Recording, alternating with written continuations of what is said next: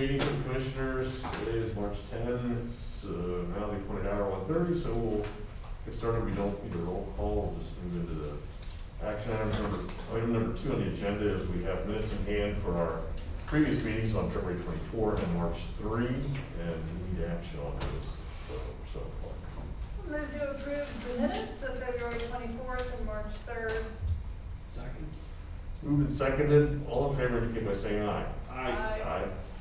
Okay, that carries. That moves us on to our topic of discussion for today, and that is item 3, and we're going to get our yearly statistic overview on the warrant collections unit.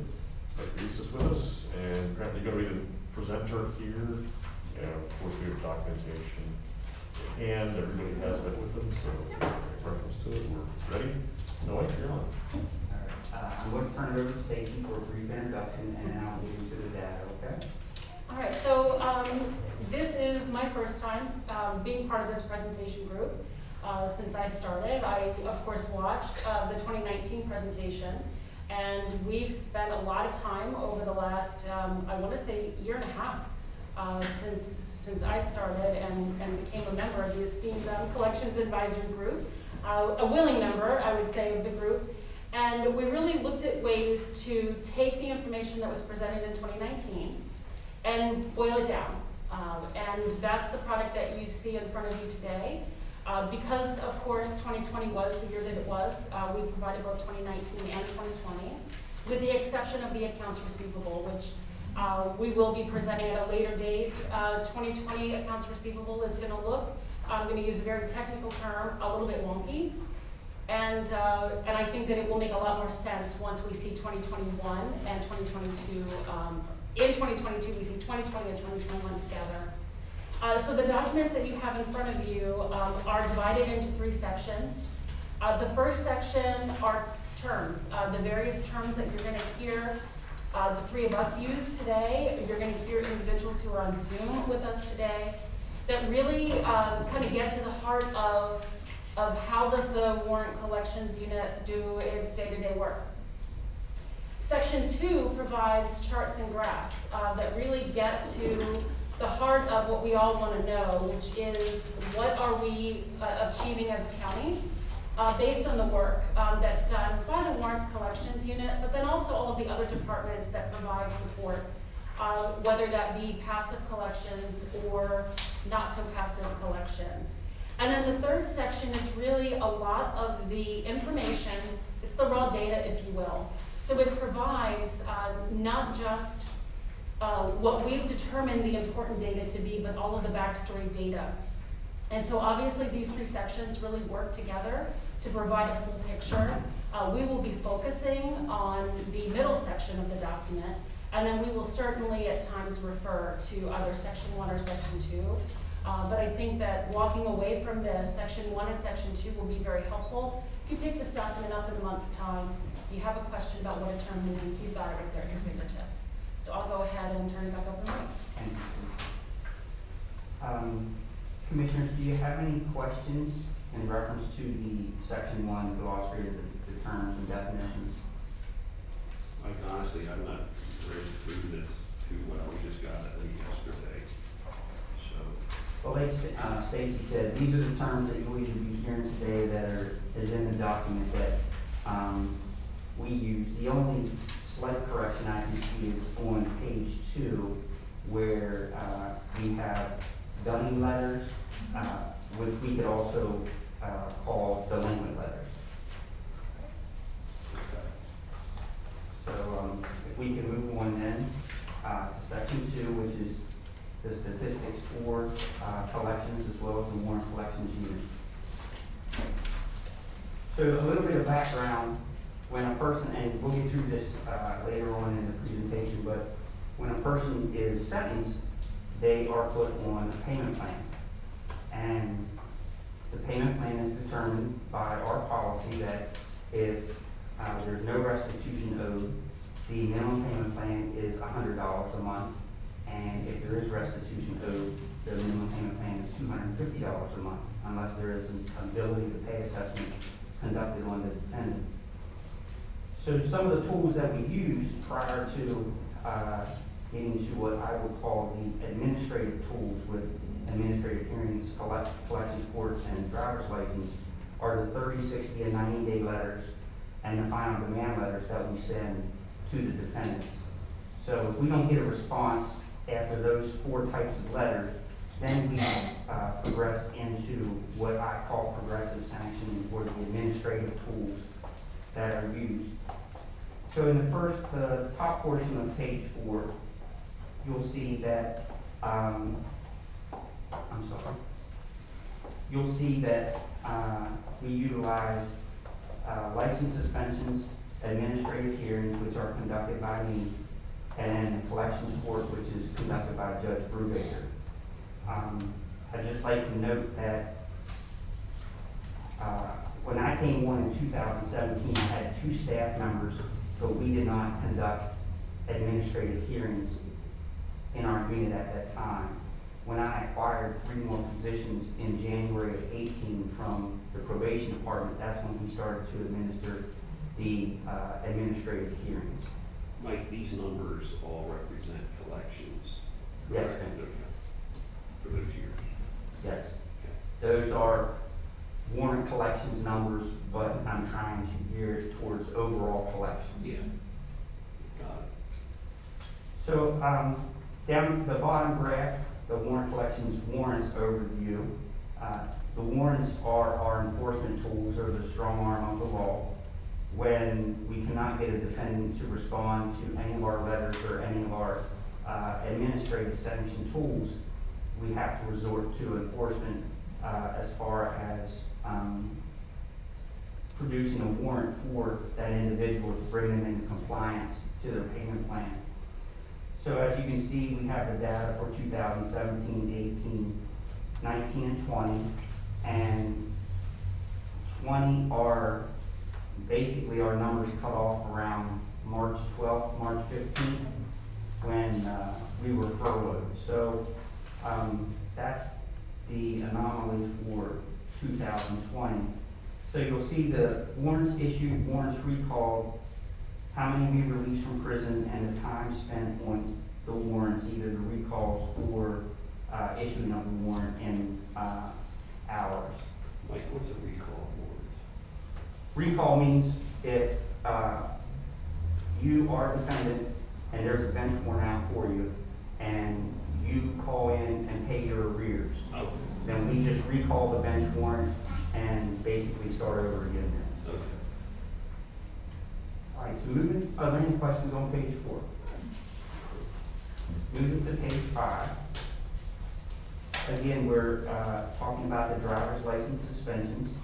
You see the numbers for 17, 18, 19, and 20.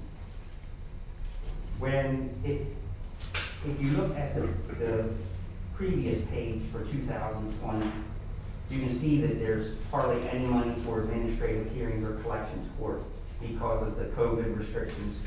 So we really looked at driver's license suspensions for 2020, because that was basically one of the only enforcement tools that we could utilize due to the COVID restrictions. Okay, I'm really sorry, I have a question.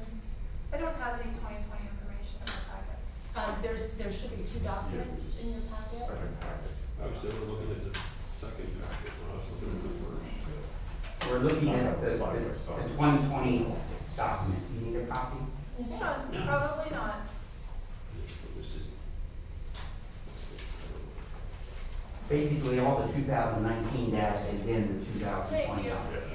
Okay, Sorry about that's all that. right, thanks. So on the bottom half of page 5, we're talking about the ability to pay assessments that we conduct. And again, if a person put on a payment plan at the standard payment of $100 or $250, and they cannot make those payments, we offer them an ability to pay assessment that we basically look at the money coming in and the money going out, and use the formula to determine how much of a payment that person can make. So you can see that the assessments were really high in 2017, And that was when probation had most of the payment plans for most of the defendants, and they were handed out a lot more. And then as we got more cases from probation, the ability to pay assessments basically decreased in that time frame. Any questions for page 5? Like simple as a snake sound on the top chart where it says restored, does that mean the license was restored? Yes, we suspend it, and then when they make the payment or they pay their arrears, then we restore their license. Thank you. And Mike, if I remember what you said correctly, in 2020, the data doesn't go much beyond March 15, 16, 17 because everyone was furloughed? Basically the enforcement part of it, as far as the warrants, we still did do, we did do ability to pay assessments on anybody after that time frame, but we did not use any enforcement measures because we were restricted as far as the COVID restrictions at the county prison.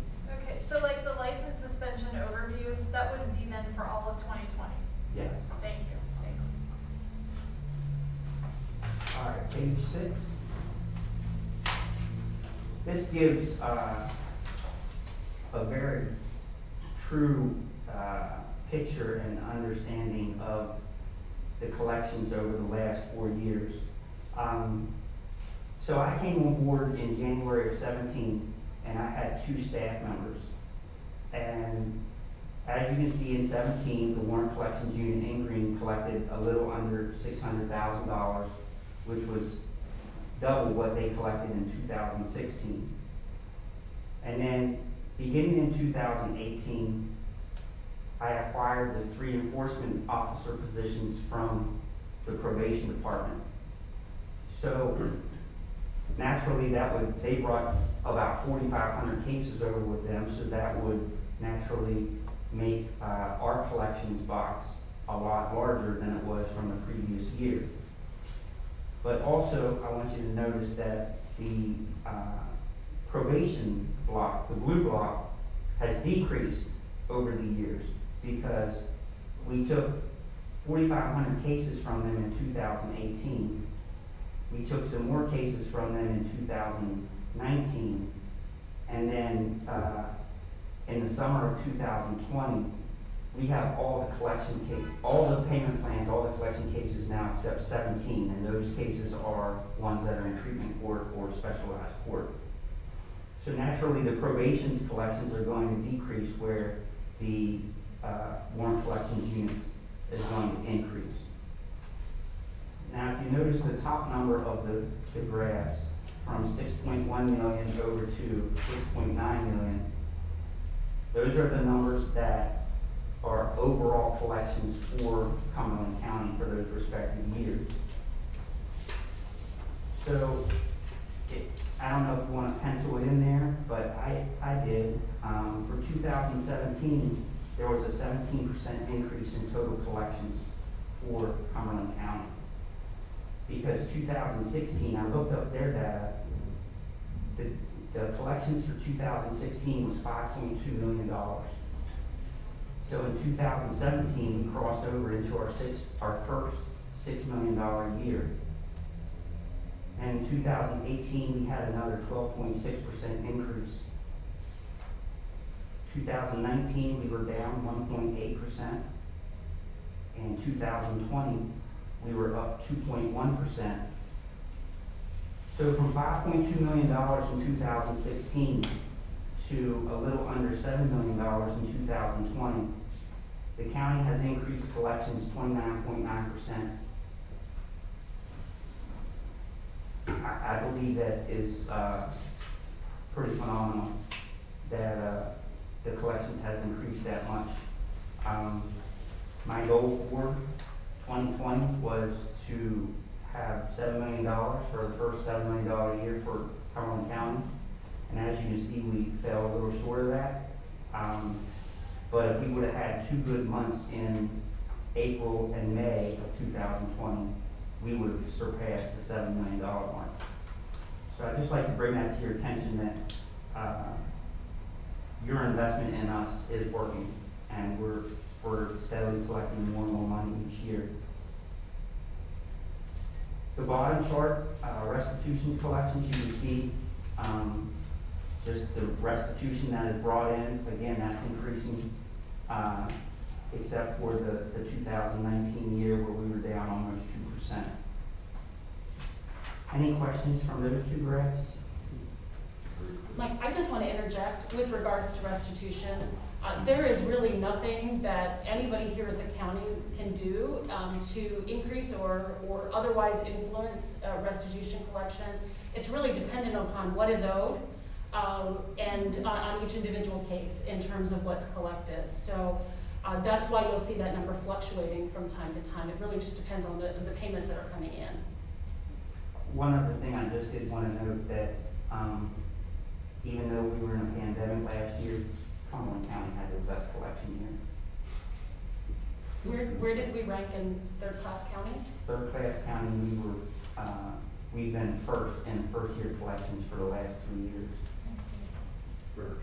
I knew that answer, I just wanted to say it to the three of you.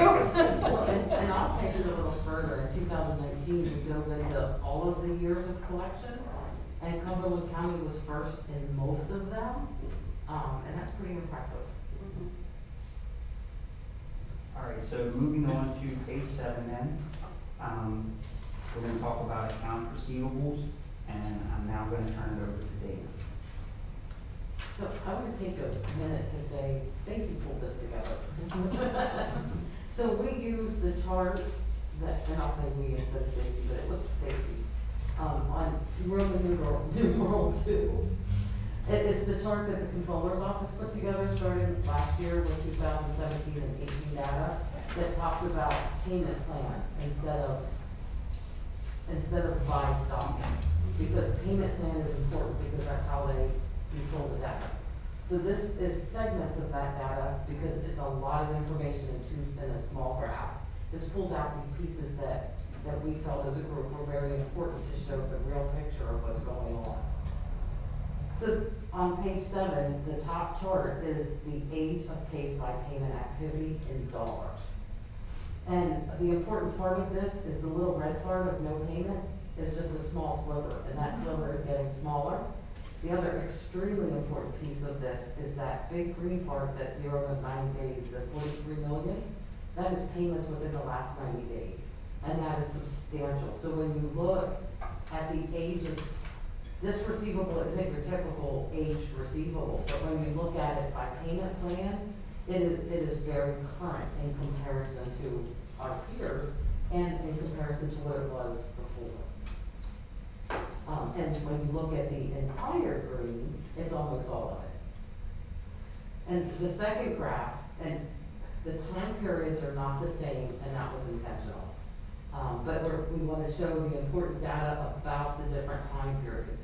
When you look at the total AR, that number is staying relatively stable, and it has decreased in 2000, and this is 2019 data, because 2020 we probably will come along later, because they have to request the information from Cbcms, and then the controller's office does a lot of churning, and it takes some time. So the total AR has stayed relatively stable.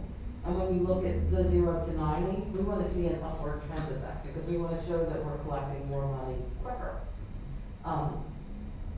We can't always collect everything quicker, so we don't expect 100% there.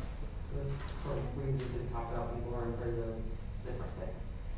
The other trends that are important is we want to see that greater than 5 years trend line going down or staying steady, and it is currently going down. And no payment, we want to see that trend line going down. So those are very important pieces of information that come from that other chart. All going in the right direction. I expect some quirky stuff in 2020, just because of what's going on. So the next 2 pages are basically the same information shown a little bit differently. Page 8 is dollars, page 9 is going to be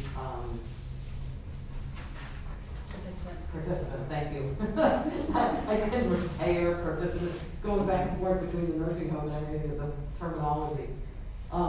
So So the top chart is showing the receivables time since the last payment comparison. Now, these do have the time periods similar. So it's year 1, 2, 3, 4, and 5, and then greater than 5 years. What we want to see on this chart is the blue section getting bigger and that orange section getting smaller. And that's what you can see happening. That's showing that we're collecting more in the first year, and we have a smaller balance happening in greater than 5 years. And then the second chart on that page is the age of the case with no payment. And again, it's the opposite. You want to see year 1 going down, and also you want to see greater than 5 years going down. But that's no payment, right? So you want to clear them out, you want the overall balance going down, and you want the for lack of a better word, the buckets, the blue and the orange going down. Does that make? So the next page takes the same data and does it by participant as opposed to dollars. And you can see that same positive trend line happening. The blue is getting bigger, that's the year 1 collection by participant, and the orange is the greater than 5 years going down. And that greater than 5 years is from 5 years till whenever, it's not just a year, so that is a big deal that it's so small. And then the no payments is the second graph, and it's the same thing, you wanna see that going down, and you wanna see the greater than 5 year getting smaller. So, I went through that very quickly, but I think the pictures tell the story. This is pretty clear. And thank you, Stacy, for taking that time. You know, we had a lot of trial and error of playing around with charts and really several of us sitting here in this room going down rabbit holes and having these long discussions about what are the measures, right? What are the benchmarks we want to set, and what does this information tell us? And can we compare this information to that other information? And I'm very happy with where we landed.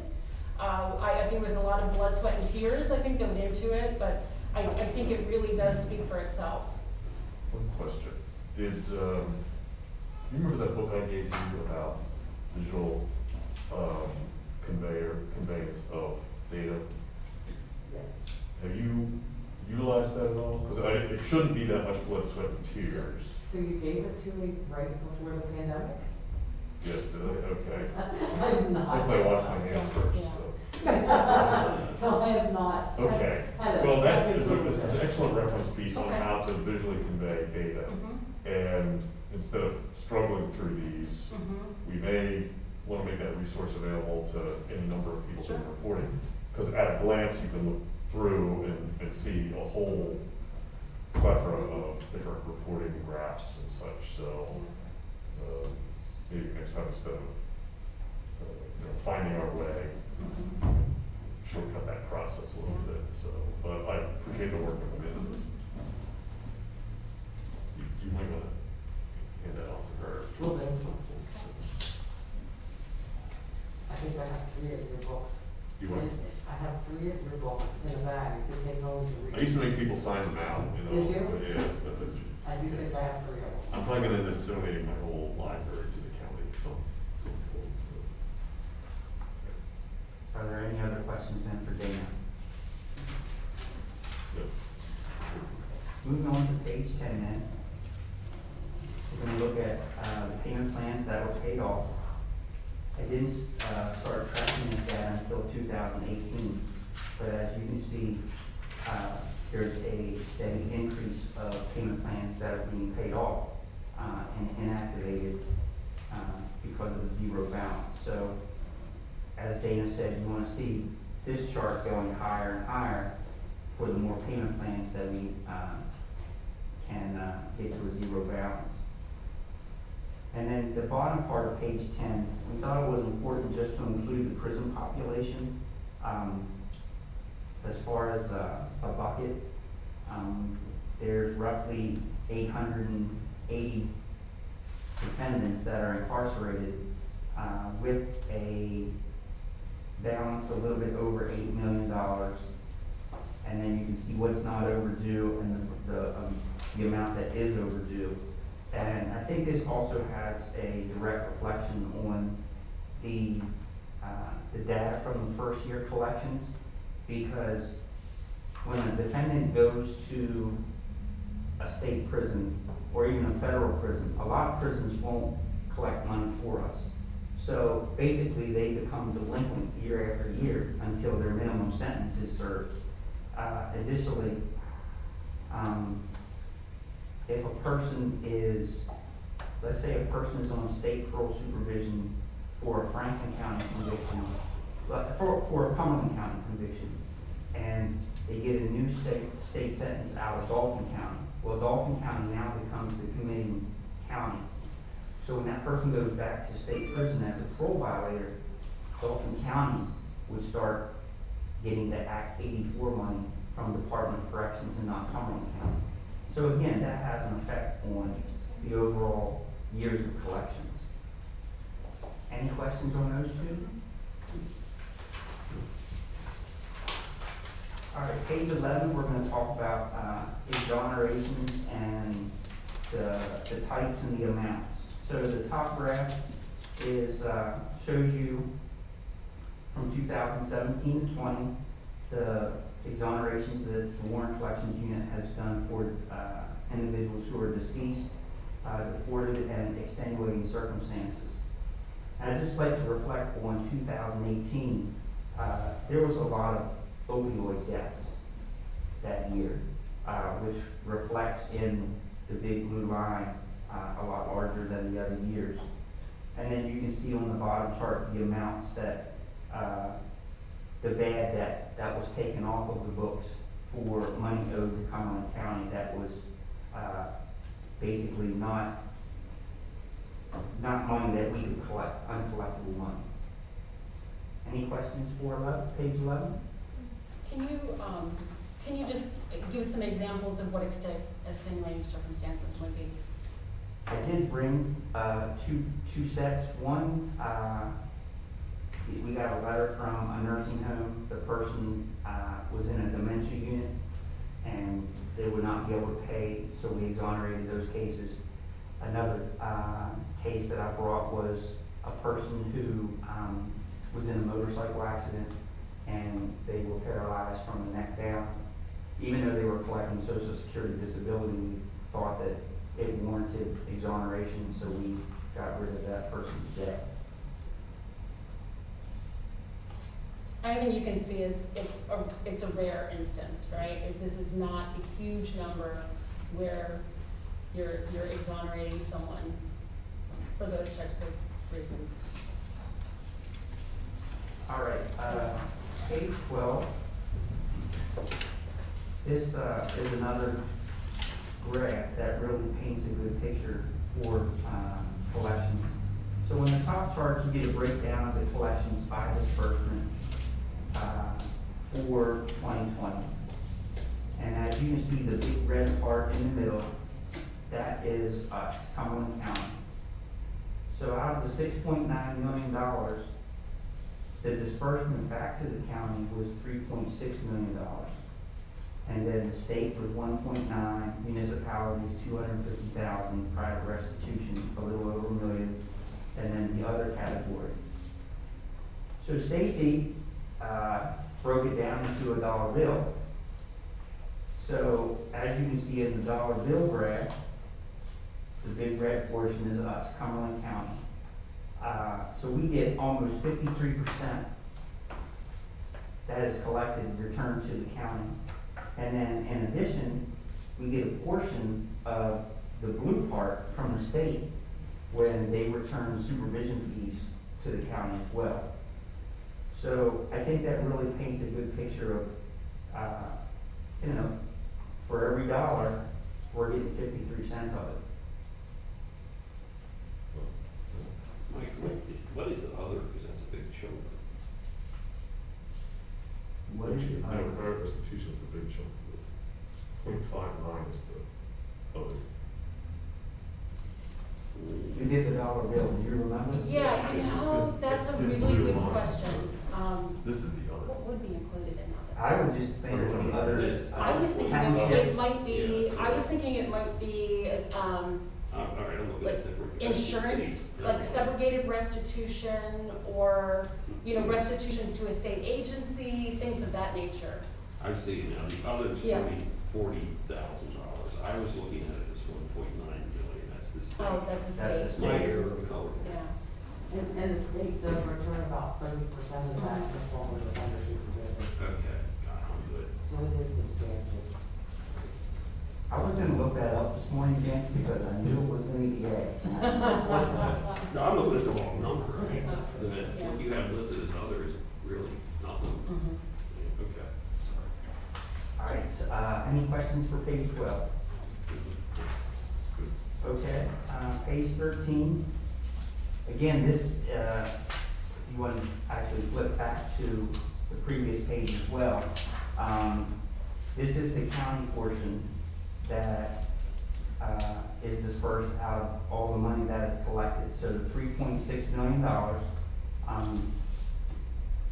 the cost that it cost the county for all parties involved in collections is about $652,000.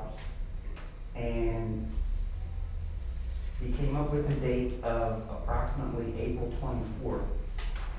That's how long we have to work to collect the amount of money that it covers all the cost and the salaries and benefits for all people that are involved. So from April 24th till the end of the year, all that money is coming back to the county. It's pretty impressive. It's good to know. So I want to take just a moment and kind of walk through how we came up with $652,314.94. So we spent maybe 2 meetings, the collection advisory group, really trying to hash out who has a hand in collections.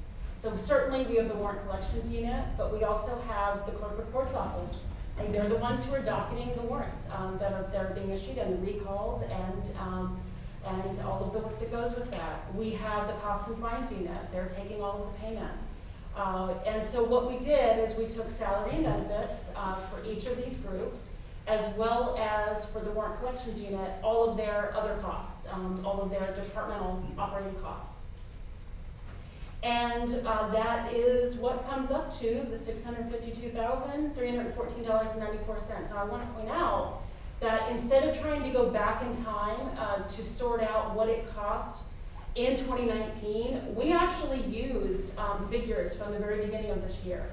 So all of this collections from 2019 and 2020, that is using 2021 salary and benefits. Because what we'd like to do moving forward is, as we see increases made, we will be able to take the numbers, all of the math that we did, and we'll be able to do slight increases to that so that our number reflects really what the true cost to collect is on an annual basis. So we really did, like I said, we made a deep dive, and this is very impressive. I will tell you that in 2019, it was April 15, and we really, when we're looking at the month-to-month, we were on target, I think, probably to hit like April 8th or 9th in 2020. And then again, the pandemic happened. And I thought it was very impressive that with everything that had happened last year, that it was still April 24th, and that every dollar collected that was returned to the county from April 25th on was above and beyond what it cost to collect all of that money. Stacy, this is April 24th, 2020. Yes. Okay, do we have the same data for past years, say back to 2017? You know, we don't have going back to 2017, but frankly, I think we could probably pull that together for you. I'm not saying we do that. That would take the majority of us, but. It is in the 2019, you said it was April. Right, April, and 2019 was April 15th. I'm going to say that if we just kind of look at the amount we collected in those years, that 2018 was maybe closer to what 2020 was, and maybe 2017 was probably closer to April 15th. I think it probably fluctuated. It was probably in April.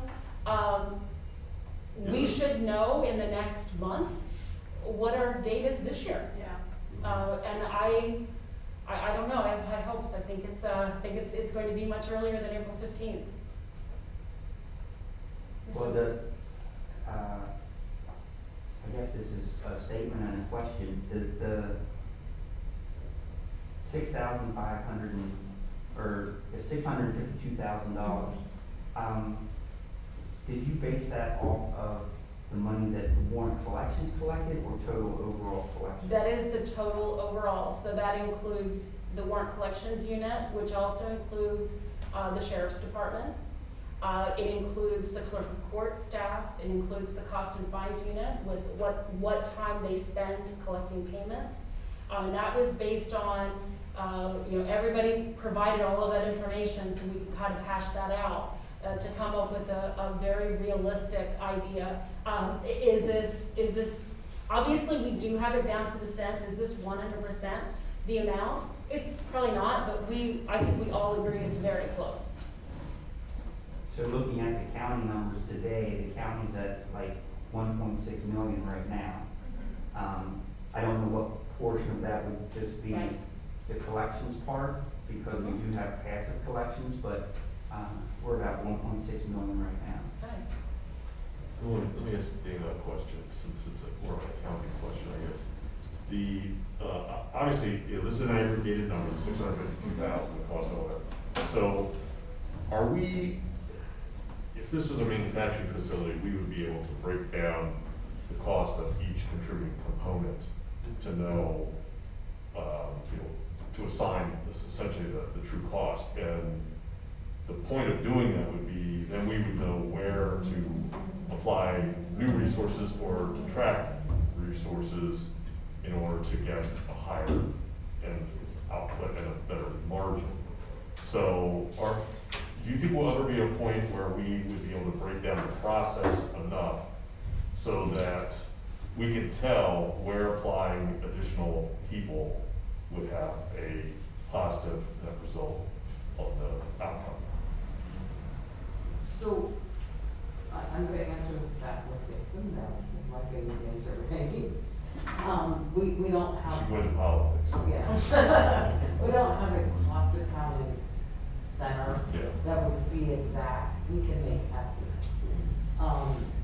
I think when you're dealing with the courts, some of the hardship in that, and it's not the courts, it's the courts and the elected officials, they have duties that cross over.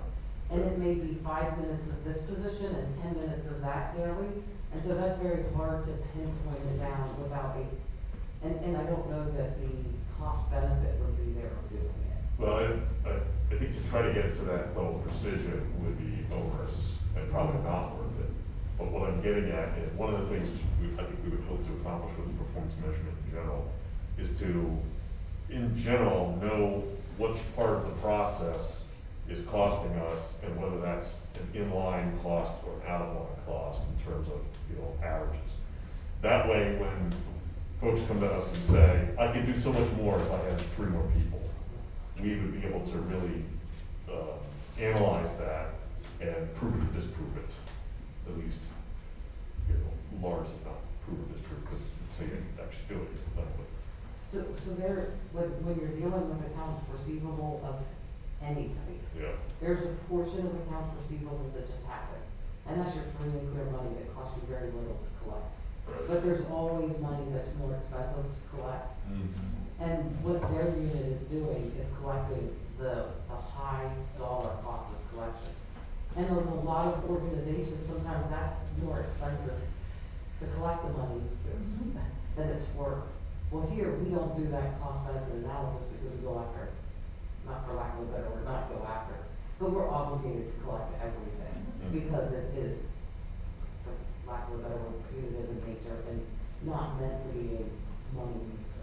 Right. So, I think that this is kind of showing that the cost of that unit to get our collections up, because they've increased our collections $1 million. And a portion of their unit, that I think is $550,000 this year, but the majority of their positions existed before, we just moved them from probation into here. So they've increased collections by $1 million a year with probably 250, just guessing off the top of my head, dollars. But an important piece of what they're doing is the punitive side that may cost a little bit more money than the actual collections, because it costs us, quite frankly, more money to issue a warrant, put somebody in jail, then the money, we're never gonna get out of it. But what it does do is tell the next person, they mean business, and I'm gonna make my payment. Okay. And so that's an important piece of this, and that's a little harder to cost out. But that's one thing that the county, over the past few years, has been very successful at, is having the reputation of they are actively collecting. And we didn't have that reputation 5 years ago. Yeah. People were choosing to pay their other fines before Cumberland County. So that raises another question for me. I'm not done with that question, because I know we're gonna, I think there's other possibilities for that, but, no, I forgot what it is. But is there a way to do a cost analysis of new positions? Yes. Well, no, of this 3.7 million that was dispersed to the county, the cost to collect 652,000. We know how many warrants that would include, correct? Okay, and I think I saw at some point what it is to the cost of a warrant. There was a number attached to that. If I can interrupt, the cost on a cost of a warrant, the calculations on the cost of a warrant we did were failure to appear warrants. Those were not non-payment warrants. We have not done a cost figure calculation on non-payment warrants, and they are treated very differently. I mean, not administratively, but I mean how they are processed and the amount of work that goes into them. It's two different calculations. So we have not calculated the cost on a failure to pay warrant. Okay. Anything else from page 13? If not, then I'm going to turn it over for section 3, the appendix to Dana for the first portion for the raw data and how it was derived. Okay, page Roman numeral 1 is basically the county collection data, going back from 2007 to current. And I think the important date is probably around 2015, 2016. We had county collections of about $2.5 to $2.6 million, and now our collections are running 3.5, 3.3 in 2020. So that's the big impact that the warrants collections unit has had on the county. What year are you looking at? 2017 Okay. Or- All right, yeah. was when the warrants collection unit started, I believe in 17. Yeah, I was gonna ask, when we started referring earlier to, going back further and looking at numbers, that can be very misleading, because it depends on how mature your system is, when you're in startup mode versus when you're in a mature system. So would you peg that as the beginning of a mature system where we can compare apples to apples? So to speak? I truly believe there were changes made in 2017 and 18 that made huge differences, and now we have a mature system. So I think what you're seeing in 19 and 20. So the numbers we get at the end are the most telling numbers, the most reliable numbers, okay? And I believe the last transition was that done in 2020 with probation? Yes, as far as the cases coming over to our unit. So in 2021, we may have a new benchmark, because now the warrants collection unit is handling a substantial amount of additional cases. Right. I mean, it's a very clear distinction. You can always back those numbers out if you want to do a comparison, but that's Right. a little different than what it is, but that's okay. That helps. Thanks.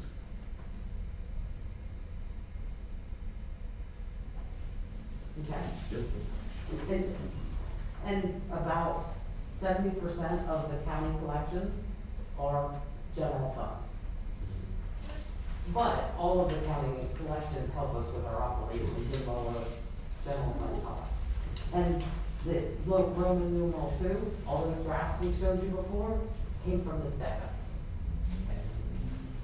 I appreciate seeing the graphs instead. Are you saying? I love these graphs. I really good. I love this. But these is color coded. I'm not sure what the color coding means, because that came directly from the controller's office, but that top part of the graph is really where the data is. And that's very important. That's my favorite, yeah. Very good. My favorite. So I'll turn it back over to Mike. Alright, down at the bottom of, Roman numeral 2 is just a summary of Cbcms data and reports. If you want me to read through that, I will, it's self-explanatory. I don't see it Okay, yet. okay, thank you. And then, the appendix 2 gets into basically, the personnel that is involved with collections now and some of the costs that's associated with it. So, the first part, the warrant collections unit, is myself and 5 other people. Actually, 6 other people, I'm sorry. But the one position is loaned to us from court admin, but we are still paying a salary. The sheriff's office, we have one sheriff dedicated strictly to the warrant collections unit, and our unit pays his salary and benefits. The clerk of courts, if you read down through that, Danny Lebo gave us the information for the clerk of courts, and on the next page for fines and costs.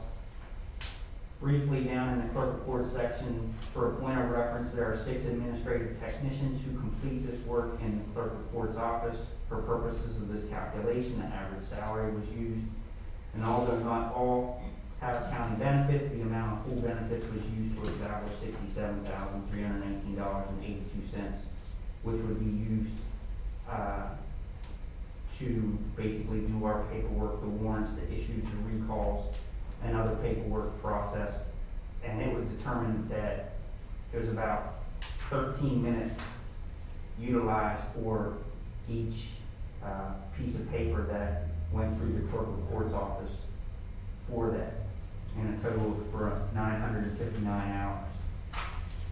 And then the cost and fines office, they basically do the assessments on all the payment plans and take payments at their office. So again, those numbers are in there, and I think, Gary, what you were saying earlier is we'll be able to extract some of that information, and I think some of that information is in there that you were asking for.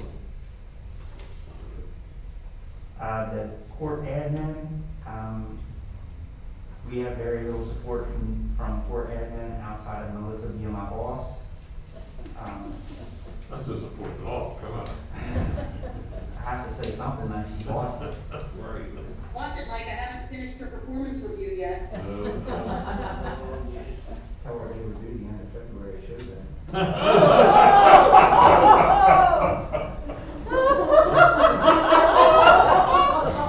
Ms. Kavanaugh, your response. It's a good thing he doesn't have to do mine, I get in trouble.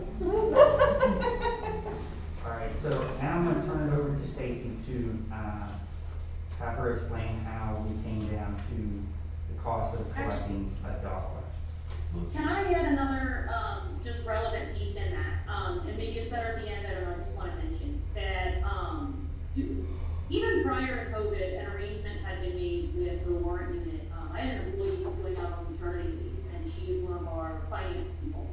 And Mike has a staff member who is already trained in Lawson. So in addition to the employees being furloughed for a period of time and COVID, we also borrowed a staff member back, approximately 1 day a week, to kind of expedite, handle, and help out with the Lawson duties of the employee that's on maternity leave. So I don't know if that plays into any of the consideration of how well they did this year, but for the second 6 months of the year, we borrowed an employee back approximately 1 day a week. Sometimes more, depending on bill weeks, it might have been a little more, maybe a little less on non-bill weeks, but I think that bears mentioning. And that is actually a good thing to note. So what I had mentioned when we were talking about the information on page 13, that is summarized here on page 4. What we did not do is we really did not take the time to think about any changes to that dollar amount.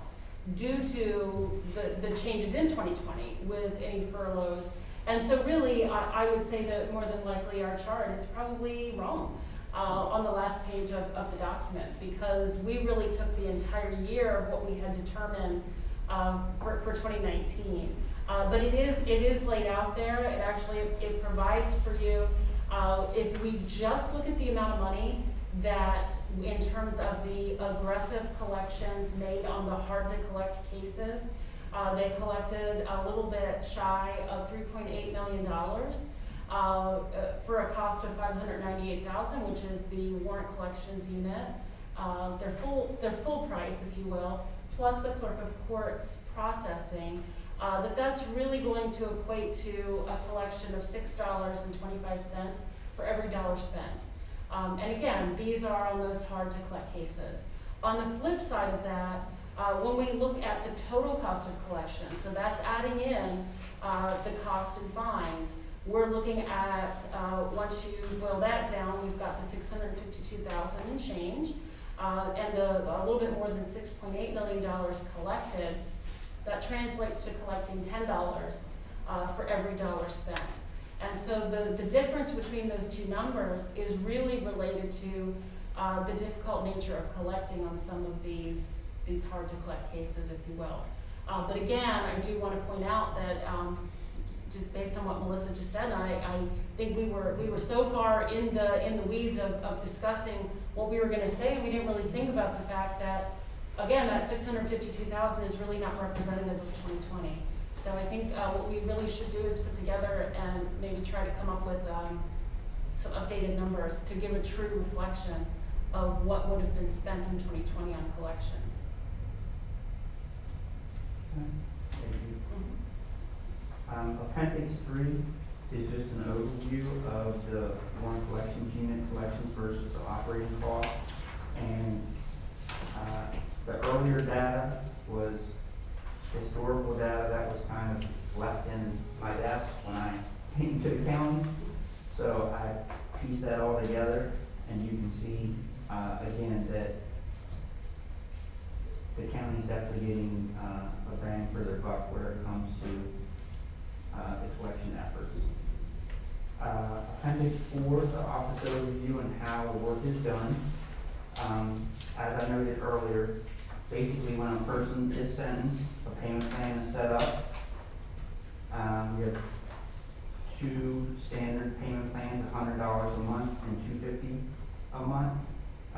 If they cannot afford that, we offer them an ability to pay assessment to come up with a reasonable payment. Once the payment plan is established, if they continually make payments and they never get into the progressive sanctions that we have available to us, if they fall off the radar or fail to make payments, then we send the delinquent letters, 30 days, 60 days, 90 days, and a final demand letter. And then we get into more progressive sanctioning as far as suspending driver's license, administrative hearings, and collections court. And if those measures do not produce compliance as far as their payment plan, then we issue a warrant for their arrest and have the sheriff and or the constable that works for our unit go out and take the person into custody and try to collect the money that is owed for their payment plan. Any questions on the overview? So you said the constable works for the unit, so then the unit is paying the constable? Yes. Okay, and that's included in your calculation? Yes. Okay, thank you. And then on the last page, Like, are those constable fees assessed back against the defendant though, who then pays them as part of what is owed? yes, they have service of the warrant and or transportation fees that are added on to the defendant when the constable takes the person into custody. And then once the payment is made, those fees are extracted out, first and foremost, to go back to the constable before the remaining of it goes to the person's balance. What if the constable comes to get me and I pay it in the field? You still have to pay because we're paying for his services. Okay. There's no transportation fee, but I believe there's $38.50 per warrant. So the defendants are on one payment plan. but they could have 7 dockets from 7 different criminal cases over 7 different years. Our constable only charges for 2 warrants, a maximum of 2 warrants, and that was the agreement when the unit was created, that they would only charge for 2. Naturally, if there's only 1 docket number, you only charge for 1, but we have some people that have 24 dockets, but they still only get charged for 2. Okay. Any other questions? Okay, and then on the last page, Appendix 5 is the uniform disbursement schedule. I think you've seen this before. This is basically tells you by statute where the money goes first and foremost. First and foremost, we would like the money to come to the county, but unfortunately, that doesn't happen. And so that gives you a rundown of the schedule, that where the money goes and who it goes to, and the priority that it is extracted out of the fund. Also, to add to that, in Cumberland County, the bench made a decision that we are not doing the minimum to restitution. 100% of a payment that comes in goes to restitution before going to any other costs, by administrative order of the judge. So that was done several years ago. It's been that way for quite some time.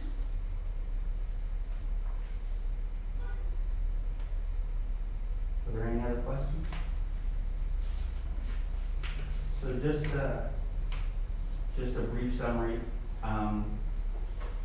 We tried to present the data for both 2019 and 2020. 2020 was the largest collection year that Cumberland County has had. My goal for this year is to try to get Cumberland County to the first $7 million year. In 2020, the Warrant Collections Unit had their first $400,000 and $500,000 collection month during a pandemic. And we also fielded a new software that is through adult probation, that we can talk to defendants digitally, and we send out text messages reminding them of payments to be made, as well as emails. And we also fielded the first collections module for the state through this program. Any questions for me? Thank you, Yeah, this helps. Yes. it's very nicely done, You can thank Stacy for that. very nice. I think you can thank the entire team. You know, we spent a lot of time talking and struggling through, like, just trying to make sure, like, we were covering everything that we needed to boil it down to common language.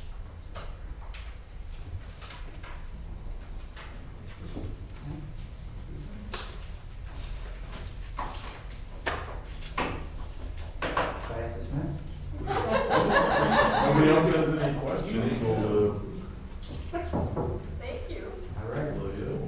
excuse you, and we'll I move think on. we'll look forward over the next week or so, finding out when we've kind of hit our mark, right? Because I think it sounds like maybe that date is coming sooner rather than later. We'll see. Yeah. All right, thank you. Good. So we'll move on to item 4 on the agenda, which is other business. Do we have anything additional for the commissioners? No. Commissioners, if I could. Yes, Bob that's Sadler. it. Good. Go ahead, Bob, you're up. Okay, thank you. Commissioners, I want to provide an update, if I could, on the community vaccination clinic and do a verifying of approval for the additional financial support for some of the wraparound services and logistical support, if you will. Your initial approval included the no-cost lease agreement and support to move forward with the clinic. But like I said, wanted to provide an update more specifically for the ongoing support. We'll note all the costs, procurements, and restocking of supplies are following the county fiscal guidance and policy and procedures. Currently, my estimates are based on operations to occur 3 days a week for the next 12 weeks or 3 months.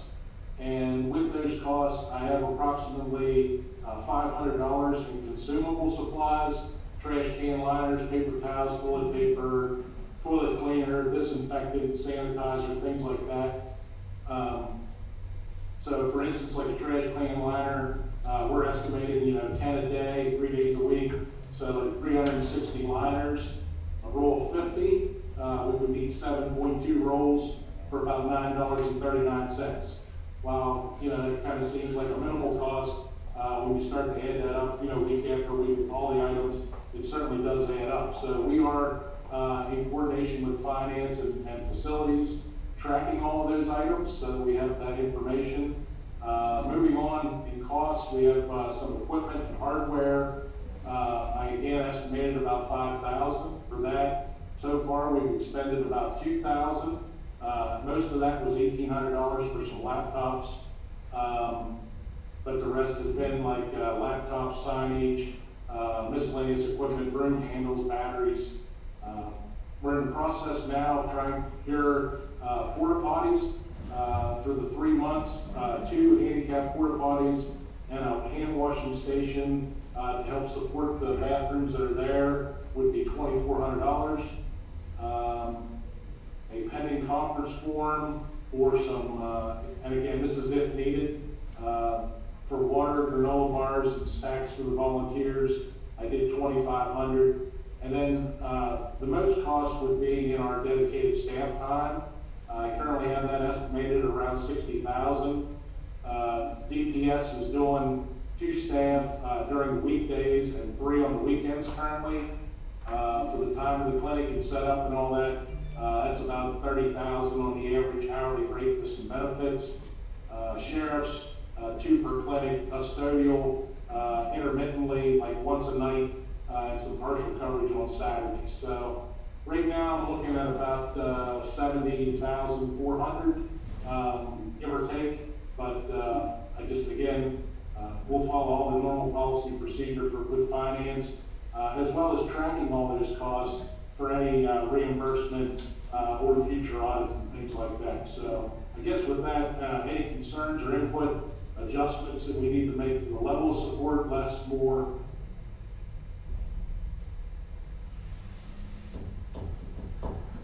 So from my perspective, this is kind of a new program.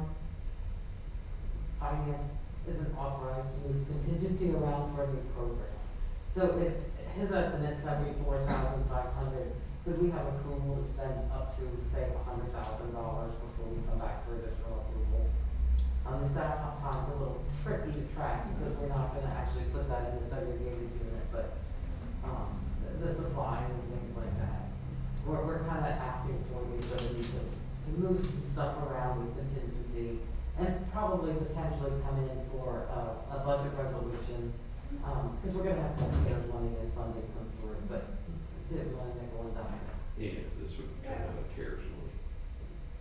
I can't say that right now. It But should. potentially, yes. Yes. We're expecting Yeah. funding Yeah. sources. That's what I. But, I mean, we have to do this. Yes. Yeah. Yes. Did you want action on it today, on the resolution? Yeah, we would like the authority to be able to move the contingency around for a new program. Yes. All right, so, we would need a motion to that effect to grant permission to finance to, appropriately structure the budgetary impacts. So, I'll move, to allow finance to move contingency funding around for a new program, in the total amount of $100,000. Does that work? Should we mention specifically the program that's related to The vaccine vaccinations? clinic. Yes. For the vaccine clinic. Thank you. Thank you. Second. Okay, it's moved and seconded. Any further questions for the vote? All in favor, indicate by saying aye. Aye. There's none opposed, so it passes. Is that everything you need? Yeah, I think so, thank you. I guess if I could, while I'm on, if I could reinforce, just for the benefit of anyone who might be tuned in, the current clinics are still by appointment only. I understand the frustration with that and trying to get an appointment. We're still working through, I think, some backlog and some second dose appointments. So there is a clinic today that's running from 10 to 4. We'll be there Friday from 2 to 7 and Saturday 10 to 3, but definitely again by appointment only.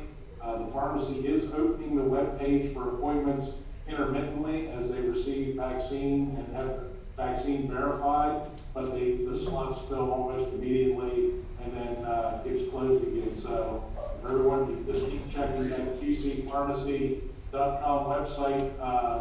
I'm hoping that as we move forward in the next couple of weeks, if we can keep doing 4,000 or more a week, the appointments will become more available. So that's all I had. I appreciate the support. We'll keep working. Thank you. Bob, we had some discussion on Saturday about whether or not security might be a wise consideration. Was there any thing done after that, or are we planning to still follow through on that, or was there a change of heart on that? No, it's actively engaged now. Okay. There are two sheriffs on site for each clinic. 2 on site for each clinic. Okay, very good. Are you aware of any further incidents or anything concerning? No, but like I said, I think just frustration level with everyone, Yes. Especially for those showing up without an appointment.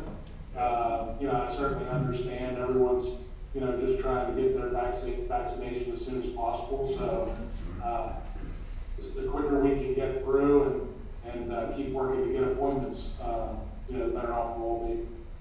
Agreed. Thank you for the answer and effort on that. Okay. Did we have anything additional?